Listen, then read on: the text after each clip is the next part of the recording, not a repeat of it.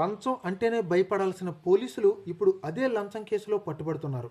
Hyderabad మాదాపూర్లోని police స్టేషన్లో పనిచేస్తున్నటువంటి ఒక కుర్ర ఎస్ఐ ఒక ఫిర్యాదుదారుడి నుంచి 50,000 లంచం డిమాండ్ చేస్తూ ఆరోపణలు వచ్చాయని తెలియడంతో ఏసీబీ అధికారులు రంగంలోకి దిగడం జరిగింది. అయితే ఆ ఫిర్యాదుదారుడి ఫిర్యాదు మేరకు ప్లాన్ ప్రకారం ఏర్పాటు చేసినటువంటి ఏసీబీ టీం లంచం డబ్బులు తీసుకుంటున్న సమయంలోనే ఎస్ఐని రెడ్ హ్యాండెడ్గా పట్టుకోవడం అనేది జరిగింది. అయితే ఆ డబ్బులను అక్కడికక్కడే స్వాధీనం చేసుకున్న అధికారులు ఎస్ఐని అదుపులోకి తీసుకొని తర్వాత ఏసీబీ కోర్టుకు హాజరుపరచడం జరిగింది. లంచం తీసుకుంటే ఎంత పెద్ద పదవి అయినా సరే చట్టం ముందు అందరూ సమానమే అని ఈ ఘటన మరోసారి నిరూపిస్తుంది.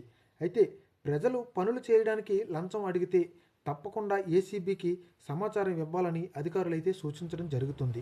ఇది ఓన్లీ పోలీస్ డిపార్ట్మెంట్లోనే కాదు, ఒక రెవెన్యూ అవనియండి, ఒక ఎలక్ట్రికల్ డిపార్ట్మెంట్ అవనియండి, ఏ డిపార్ట్మెంట్కి సంబంధించిన ఎలాంటి లంచం కేసులు ఉన్నట్లయినా సరే మనం ఏసీబీని సంప్రదించినట్లయితే వాళ్ళు దాని మీద పూర్తి యాక్షన్ తీసుకొని మనకి సహాయం చేయడం అనేది జరుగుతుంది. అందుకని మీకు ఏ విధమైన లంచం డిమాండ్ కేసులు ఉన్నా సరే వాళ్ళని సంప్రదించవలసిందిగా మా ఛానల్ తరపున కూడా మీకు కోరడం జరుగుతుంది.